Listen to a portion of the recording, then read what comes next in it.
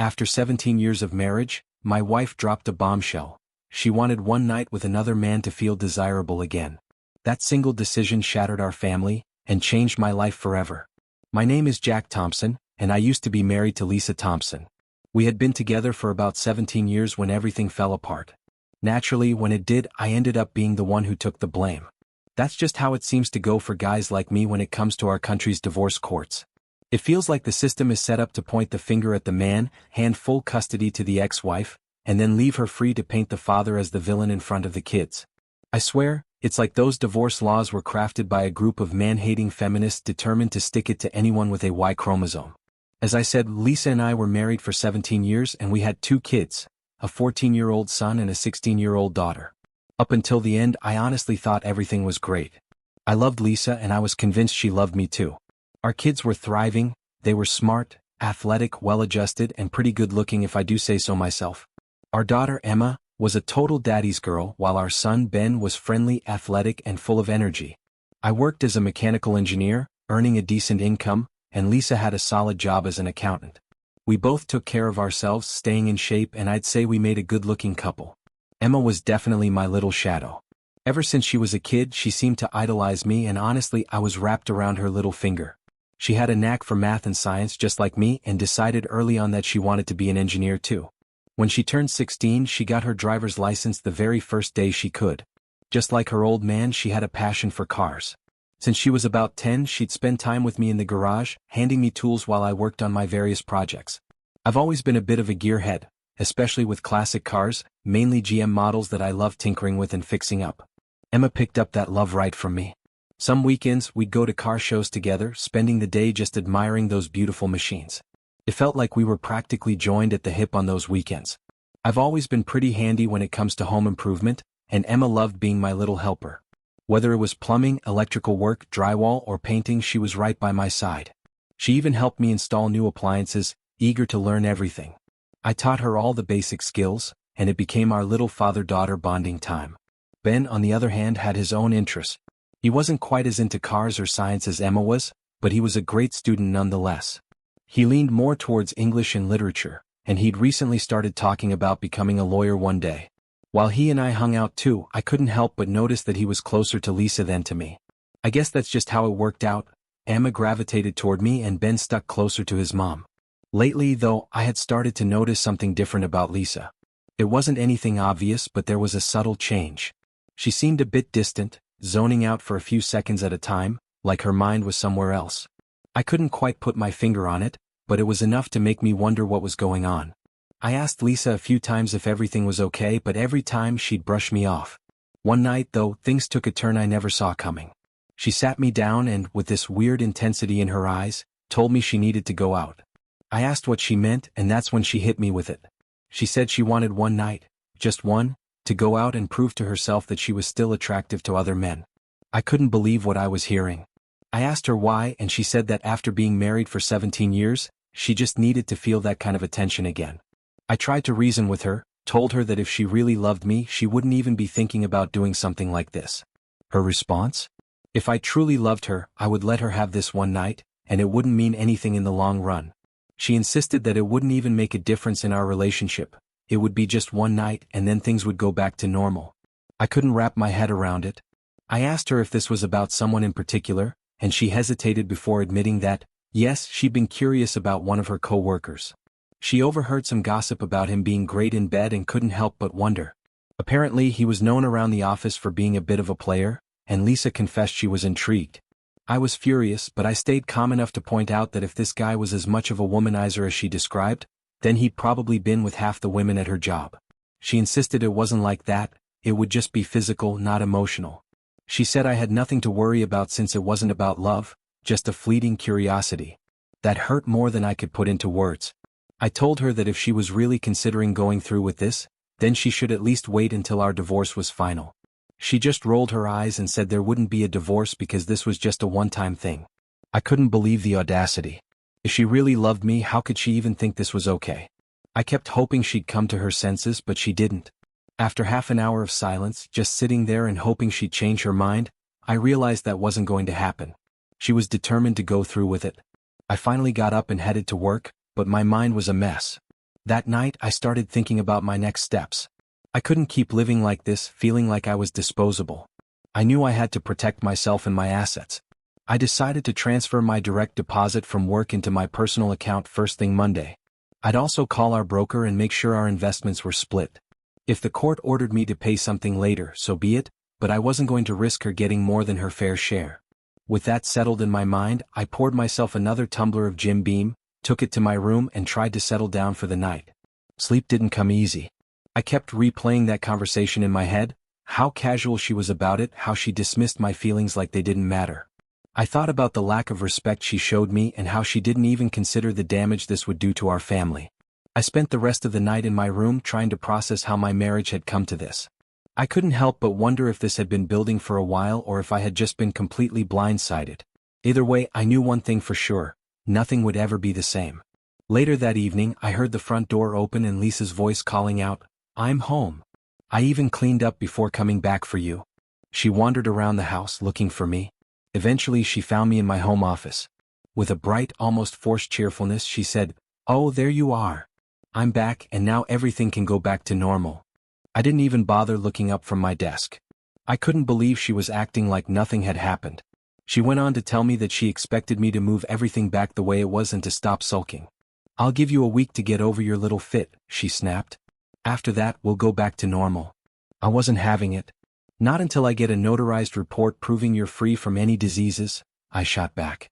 Her face twisted in irritation, but she didn't say anything more. It was like she couldn't understand why I wasn't just moving on from what she had done. The days that followed were painfully tense. Lisa tried to act like nothing had changed, but I wasn't playing along. At one point, I thought about explaining our finances to her, how I had transferred my paycheck into my personal account and planned to split our investments. But I decided to let her figure it out on her own. Why spoil the surprise before I could make everything legally secure? The first time we sat down for dinner as a family after that night, it was clear that things weren't normal at all. The tension was thick enough to cut with a knife. Lisa had cooked my favorite dishes, but I just passed the bowls along without taking anything. I didn't even glance at the platters. I could tell the kids noticed something was wrong. I tried making small talk with them, but it was awkward and forced.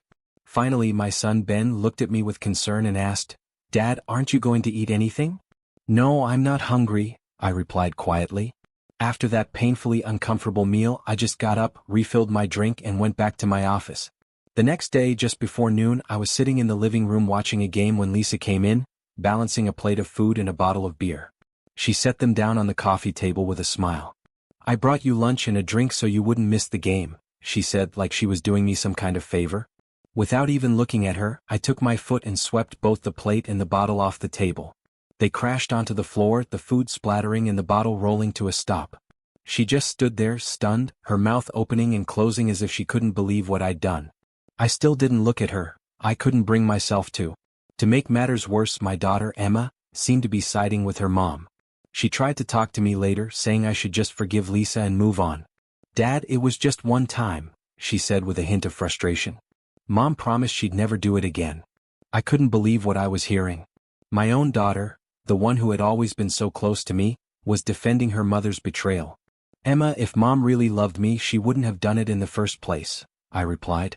She huffed in annoyance. "You're blowing this out of proportion. It's not that big of a deal." That was the last straw. "Not that big of a deal?" I snapped. "Let's talk about promises. Over 17 years ago, your mom promised to be faithful to me. She broke that promise. How am I supposed to just pretend that doesn't matter?" Emma looked at me, confused and a little hurt, but she didn't push any further. I could tell she didn't fully understand why I was so upset, but that didn't make it any easier for me. I tried to focus on the game after that, but I could barely concentrate. I just sat there, feeling more alone than I had in years. That evening, I could smell dinner being prepared, and from the aromas wafting through the house, I could tell it was another one of my favorite meals. I just stayed put on the couch, watching the post-game show, waiting for the night game to start. Kickoff was in about 20 minutes when Ben came in to let me know dinner was ready. Instead of heading to the table, I just stood up, grabbed the keys to my truck and made for the door. Lisa called after me asking, "Where are you going?" But I didn't respond. I just walked out, got in my truck and drove off. I wasn't in the mood to sit down for another strained family dinner while Lisa acted like everything was perfectly normal. I headed straight to the sports bar down the road, where it was Monday Night Football and tacos were 3 for $1. I ordered 3 during the first half and 3 more during the second. I didn't even bother checking my phone when Lisa's texts and calls started coming in. I just let them pile up. The only one I responded to was from Emma, and when I let her know where I was, her reply wasn't exactly friendly. By the time I finally made it home, it was late. As I walked in, I got the evil eye from all 3 of them, Lisa, Emma, and Ben. They just stood there, looking at me like I was the problem, like I was the one who had thrown our lives into chaos. I ignored them and went straight to bed. The next day at work, I went straight to my lawyer during my lunch break and asked him to start the divorce paperwork. I also requested that Lisa be served at work the following Monday. I didn't go straight home after work that evening either. It was Monday Night Football again, so I just went back to the bar to get some space. A few days later, I came home from work, and to my surprise, both sets of parents were there. Lisa's parents had always been good to me, we got along well, and her dad, Charles, was a fellow car enthusiast. We used to spend weekends working on projects together or going to car shows. They'd welcomed me into their family like the son they never had, and that's why it stung all the more when I saw the look on his face. Charles was the first to speak. "She didn't betray you, Jack," he said calmly. "She told you beforehand." I couldn't believe what I was hearing. "Yes, she told me," I replied, barely keeping my anger in check. "But telling me she was going to cheat doesn't make it any better. I made it clear how much it hurt me and she didn't care. She went ahead with it anyway." My dad stepped in, trying to mediate. "Son, I get that you're angry, but you need to think about the family. We all love you and we're here to support you. Just think about how this is going to affect everyone before you make any big decisions." I looked at him, feeling a mix of sadness and frustration. "Dad, I already made my decision. I'm not going to pretend everything is fine just to keep the family together. Lisa broke our marriage. I can't just ignore that." Charles tried again, his tone softer. "Jack, she said it was just going to be one time. Can't you try to work through it?" I shook my head. "You don't get it, Charles. She might have claimed it was just once, but now she's saying that if I keep pushing her away, she'll just go back to him. How am I supposed to live with that hanging over my head? She's not even taking responsibility for what she did, she's blaming me for driving her to it." That's when Lisa finally chimed in, her voice a mixture of frustration and desperation. "You're the one breaking up this family, Jack. You're abandoning us because you can't get over one mistake." I stared at her, trying to hold back the wave of bitterness. "No, Lisa. You broke up this family the moment you decided that proving your attractiveness to another man was more important than our marriage." I turned away from her, ignoring the pleading looks from our parents. I'd made up my mind. I wasn't going to let anyone guilt-trip me into forgiving something so deeply hurtful. No matter how they tried to spin it, Lisa's choice had torn our family apart, not mine. I remember telling Lisa exactly what would happen if she went through with that date. I made it clear that it would end our marriage. But she went anyway, and now we were living with the consequences. One evening she called me out of the blue and I could tell she was still upset. "I thought you loved me enough to get past it," she said, her voice trembling. I sighed, barely able to keep my frustration in check. "And I thought you loved me enough not to do it in the first place," I replied. There was a long pause before she scoffed and muttered, "Fine, whatever," then hung up. The divorce turned out to be an absolute nightmare. Lisa fought it tooth and nail, trying to drag it out as much as possible. She insisted we go to counseling and wanted me to pay for it, but I refused. I told her that if she wanted counseling so badly, she could handle the costs herself.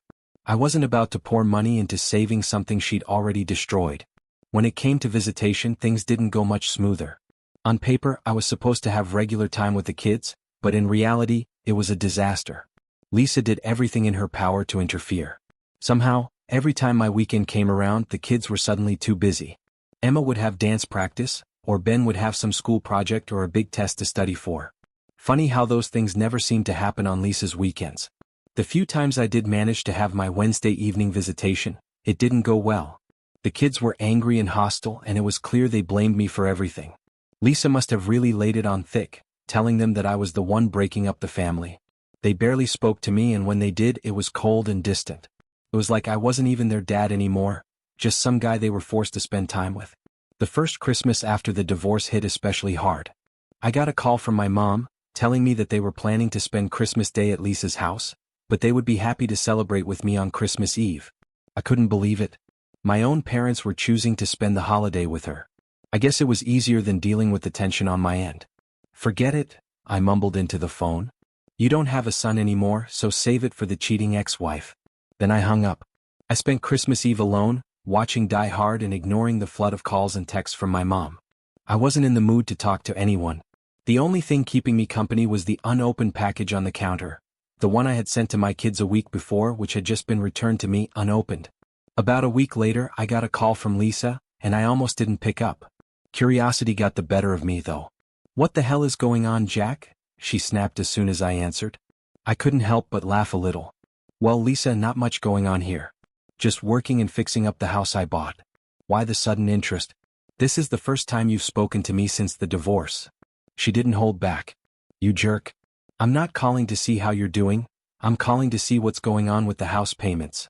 They stopped coming in and the mortgage company is calling me." "That's because I'm not paying your mortgage anymore," I said calmly. "You wanted the house, remember? The court gave it to you. I've got my own place to take care of now." She started yelling, but I didn't stick around to hear the rest. I just hung up and got back to work. Fixing up my new place was probably the most therapeutic thing I'd done in years. I even managed to pick up a classic muscle car, a real beast of a machine. After restoring it, the paint was so shiny it almost required sunglasses. The first time I took it on the freeway, I got a little carried away and floored it. Bad idea. The back tires lost traction and I nearly spun out. I quickly learned to take it a bit easier on the gas. A few weeks later, I saw an ad for a local car show.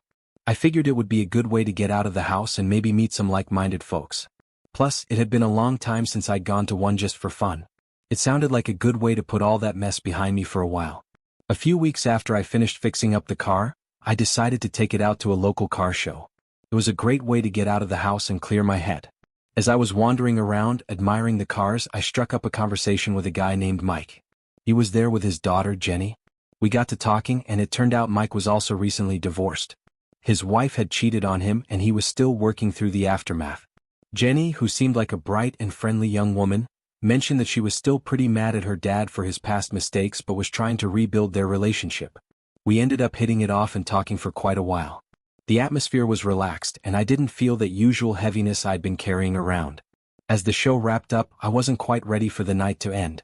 I suggested we grab some dinner at the Red Lobster nearby, and they agreed. It felt good to just sit down with some good food and easy conversation for a change. I shared some highlights from my story, how the divorce had played out and how I was trying to rebuild my life. They were sympathetic and it felt surprisingly nice to be understood. 2 weekends later, I found myself on an actual date. Her name was Marie, a woman I'd met through a mutual friend. We went out for dinner and then hit a dance club. We'd been hanging out for a few weeks at that point, mostly casual stuff, but that night felt different. After dancing for a while, a slow song came on, and we found ourselves pressed together, swaying to the music. We'd had some pretty heated makeout sessions before, but I wasn't expecting what came next. She leaned in, her lips brushing against my ear, and whispered, "Take me home." I pulled back, a bit caught off guard. I thought we were having a good time at the club, and I didn't expect her to want to leave so soon. She must have seen the look of confusion on my face because she started giggling, assuring me it wasn't about the club, it was about wanting to spend some alone time together. As I got to know Marie more, it became clear that she was dealing with her own baggage too. One night, as we were talking over drinks, she brought up how she'd been cheated on in the past. It was almost surreal to hear, considering how much that same betrayal had impacted my life. We swapped stories and for the first time in a long while, I felt like I could actually breathe.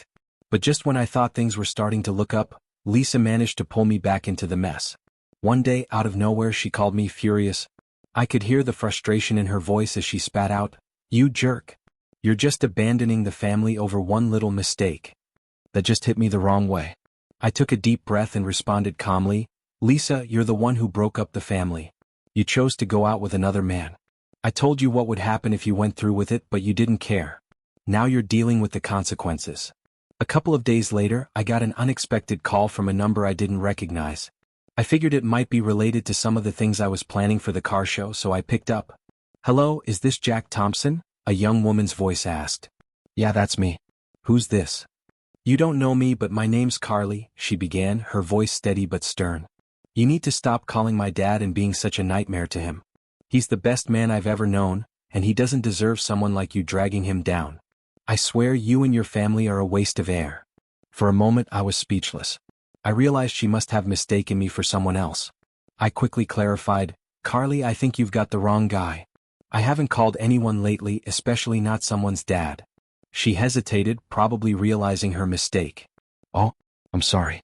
I must have dialed the wrong number. I'm really protective of my dad, you know?" I couldn't help but feel a pang of sadness, hearing how strongly she defended her father. I thought about Emma and how she had defended Lisa. It reminded me of how much I missed that kind of loyalty from my own daughter. After the call ended, I sat there thinking about how I used to be that kind of dad, the one my kids looked up to without question. Now it seemed like they only saw me as the bad guy. It hurt, but I knew I couldn't change how Lisa had turned them against me. I just hoped that one day they'd understand why I had to stand my ground. Marie and I kept seeing each other, and it was a breath of fresh air to be around someone who didn't see me as the villain. Still, there was always that nagging ache when I thought about my kids. I couldn't help but wonder if they would ever see the truth, or if I'd always be painted as the one who tore the family apart. One day, out of the blue, I got a call from Emma. I could hear the tension in her voice right away. She told me that she'd had a long talk with Lisa and that her mom had explained her side of things. Lisa had told Emma that she just needed that one night out to feel rejuvenated, like it was just a small, insignificant thing compared to all the years we had spent together. According to Lisa, I was the one being unreasonable and stubborn, refusing to work things out. Emma went on to say that Lisa had convinced her that I was the one who gave up too easily. She kept repeating how it was just one mistake and how her mom was willing to put it all behind her if I would just stop being so pig-headed. It was clear Lisa had spun the whole situation to make me out as the bad guy, the one who didn't even try to keep the family together. Hearing that from my own daughter was like a punch to the gut. I knew Lisa was twisting the story to make herself look like the victim, but I couldn't convince Emma otherwise. My daughter was taking her mom's side, and it hurt more than I could put into words. A few days later, I got another unexpected call, this time from Carly, a young woman I'd met at one of the car shows. She was kind and upbeat, and we had talked a few times since the event. Carly's message was surprising, to say the least. She thanked me for being a good friend and said something that stuck with me. "I just want to thank your ex for being stupid. Otherwise, I wouldn't have met someone as fantastic as you." I told Carly about Emma's call, and she was shocked at how my own daughter had been manipulated to see me as the problem. It was nice to talk to someone who understood and didn't immediately jump to blaming me. Time went on and I did my best to adjust to my new life. One day, I found out from a mutual friend that Lisa had gotten remarried. Apparently, it was a small wedding and neither I nor the kids were invited, or even informed. I didn't hear it directly from Lisa or the kids, which just drove home how much I had been cut out of their lives. It wasn't until much later that I found out I had another granddaughter. Lisa's mother, bless her heart, whispered to herself, "I have another granddaughter," when she heard the news. I couldn't help but feel a pang of sadness that I wasn't even considered part of that new chapter in my family's life. Then one day everything changed. I got a call from Emma again, but this time her voice was different, calmer, more thoughtful. She told me about her own wedding day. She had been standing at the altar, looking into her fiancé Bobby's eyes as they prepared to exchange vows. Suddenly it all hit her. She told Bobby she needed a moment and turned to the audience saying, "I finally understand." Bobby looked at her, confused. "What do you mean?" he asked. Emma took a deep breath and said, "I finally understand everything. I understand what my dad went through. I can't marry you today, not like this. I need to make things right first." The whole room was stunned, and I could hear in Emma's voice how serious she was. She admitted to Bobby that she had been wrong to blame me for breaking up the family. In front of everyone, she looked at Lisa and said, "Mom, it wasn't Dad who broke up the family, it was you. You cheated on him. You destroyed our family. I'm ashamed that I used to look up to you. Once a cheater, always a cheater." Lisa, shocked and indignant, tried to regain control. "Emma, I am your mother, and you will speak to me with respect." But Emma didn't back down. "Respect? Really, Mom? You lost my respect the day you put your own selfish desires above our family. I see that now." As Emma told me this, I could barely hold back my emotions. It was the first time I felt like my daughter truly understood what had happened. After that, Emma came to visit me. She was more open than she had been in years, apologizing for blaming me and telling me how much she missed having me in her life. It was like getting my little girl back after all that time. A few weeks later, I found out that someone at Emma's wedding had recorded the whole confrontation and posted it online. A friend showed me the video and sure enough, it had gone viral. There was Emma standing tall, defending me and calling out Lisa for her betrayal. The guy who shot the video actually found me later and handed me a copy. He even had a backup just in case the original got lost. As I watched it again, I couldn't help but feel a sense of closure. After all the pain and isolation, someone had finally seen the truth, and it was my daughter who stood up and spoke it. For the first time in a long while, I felt like I could finally start to move on. When Emma called me again, I could hear a mix of excitement and nervousness in her voice. She told me she hoped the video of her confronting Lisa at the wedding would go viral, not just to expose her mom's actions, but also to let everyone know how much I had been wronged. After that call, I wasn't sure what to expect. I didn't know if Emma would actually follow through with the wedding or if she'd take some time to rethink things. But a couple of days later, I got another unexpected visit. I was out in the garage tinkering with the car when I heard footsteps behind me. I turned around to see Emma, and beside her was a young man. "Dad, I want you to meet Bobby," she said, her voice a little shaky but determined. "Bobby, this is my dad, Jack Thompson." I wiped the grease from my hands and extended one to Bobby. He gave me a firm handshake and smiled. "It's nice to meet you, sir," he said politely. I nodded, a little confused. "Weren't you two supposed to get married a few days ago?" I asked. Emma looked down, then back at me. "That's what I need to talk to you about. I couldn't go through with it that day. I realized I can't get married unless my dad walks me down the aisle." Those words hit me like a ton of bricks. After everything, hearing that she wanted me to be there by her side made my heart swell. I didn't think I could find the words to respond, so I just pulled her into a hug. Bobby stepped forward.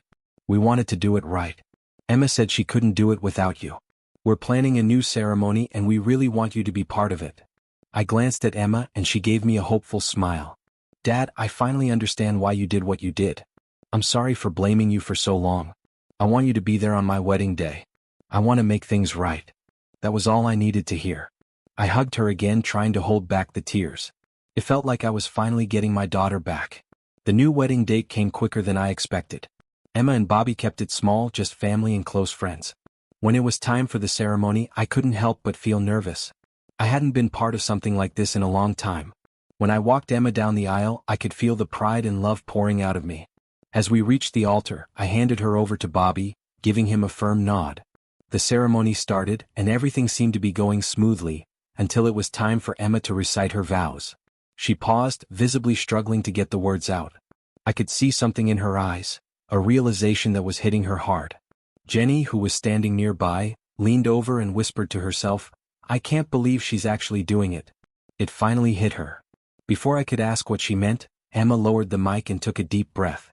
Instead of continuing with her vows, she looked right at Lisa, who was sitting in the front row. "Mom," Emma started, her voice shaking, "I blamed Dad for so long, but I was wrong. You're the one who broke up our family. You made me believe it was his fault, but it wasn't. I can't let that lie continue. Once a cheater, always a cheater. You didn't just hurt Dad, you hurt me too. And it's taken me until now to really understand that." Lisa looked stunned, completely caught off guard. People in the audience were whispering, trying to figure out what was going on.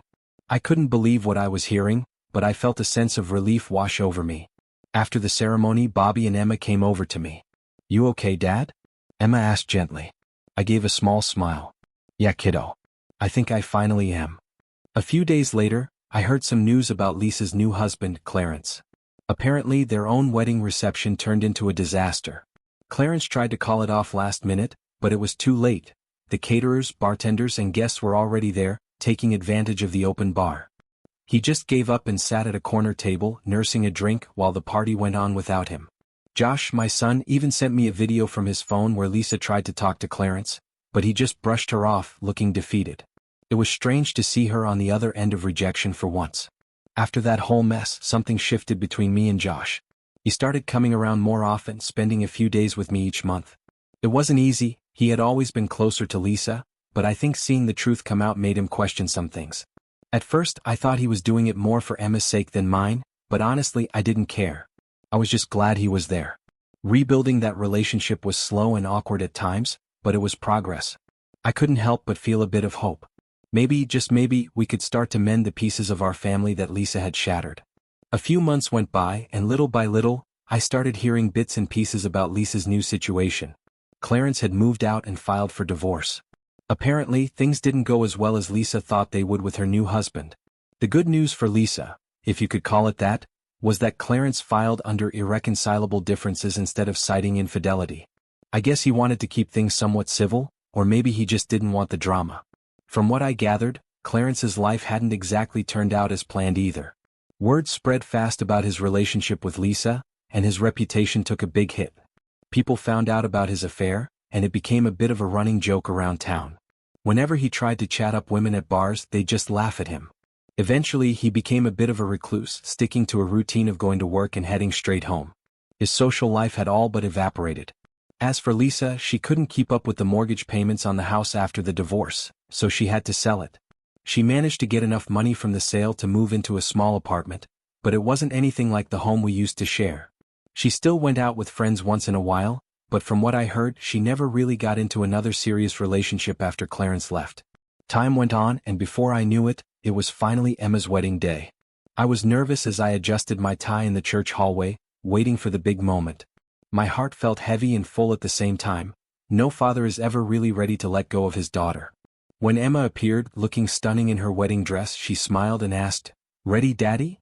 I took a deep breath, trying to steady myself. "No father is ever really ready to let go of his daughter," I replied with a small smile. "But I'm honored to do this for you." The doors opened and the music filled the church. I stepped forward, keeping pace, my arm linked with Emma's. As we made our way down the aisle, I couldn't help but glance at the faces around us. I saw Lisa sitting in one of the pews, looking on with a strange smile. After the ceremony at the reception, I mostly kept to myself. At one point, Emma came over and gave me a hug, thanking me for being there. I was just happy to see her so full of joy. But not long after, Lisa approached me, asking if I would dance with her. I hesitated but figured that for Emma's sake I could be civil. We moved to the dance floor as a slow song started up, and I couldn't help but wonder if she had requested it specifically for this moment. I kept a bit of distance between us, not wanting to give her the wrong idea. We danced in silence for a minute before Lisa spoke up. "You were supposed to give me that one night," she murmured. "We should have moved past it and gone on like normal. This was supposed to be the two of us together today, at our daughter's wedding with our children and grandchildren." I didn't respond right away. I just focused on the music, trying not to let her words get under my skin. When the song finally ended, I simply stepped back, gave a polite nod and walked away. I didn't talk to her again for the rest of the evening. Later on, when I was sitting by myself, sipping on a drink, Emma came over and sat next to me. She placed her hand on mine and gave me a warm smile. "Dad, thank you for being here. It wouldn't have been the same without you," she said softly. I smiled back, feeling that familiar lump in my throat. "I wouldn't have missed it for the world, kiddo." As the evening wore on, I couldn't help but reflect on how much had changed. I thought about how Lisa tried to pretend that one night wasn't a big deal and how she never really took responsibility for what she did. In contrast, Emma's willingness to see the truth and reconnect with me had been the most healing thing I could have hoped for. It wasn't the life I had imagined, but it was mine. And for the first time in a long while, I felt like I could actually enjoy a moment without being weighed down by the past. Seeing Emma happy with Bobby, knowing that my daughter had found her own path and still wanted me to be part of it, that was more than enough. I knew that moving on wouldn't be a straight road, and I still had plenty to figure out. But sitting there at that wedding, watching Emma laugh and dance with her new husband, I felt a spark of hope. Maybe, just maybe, everything was finally starting to fall into place.